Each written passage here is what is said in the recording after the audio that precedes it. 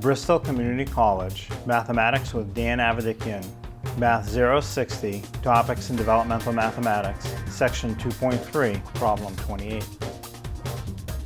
This is Section 2.3, Problem 28. It says in a Math 011 class, 12 students have Android phones, 7 students have an iPhone, and 2 students have flip phones. What fraction of the students in this class have an iPhone? Express your answer in simplest form. So altogether we have to figure out how many students we're dealing with.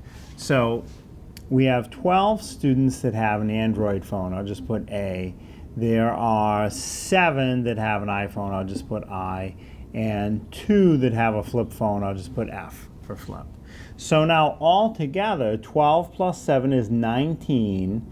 19 and 2 more are 21. So there are 21 students in this class altogether.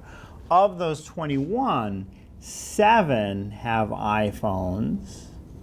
So the fraction is 7 over 21. 7 out of the 21 total students have an iPhone. Now, the last sentence says express your answer in simplest form. This is the fraction of the class that has an iPhone, but it's not in simplest form. Both the numerator and the denominator are evenly divisible by 7.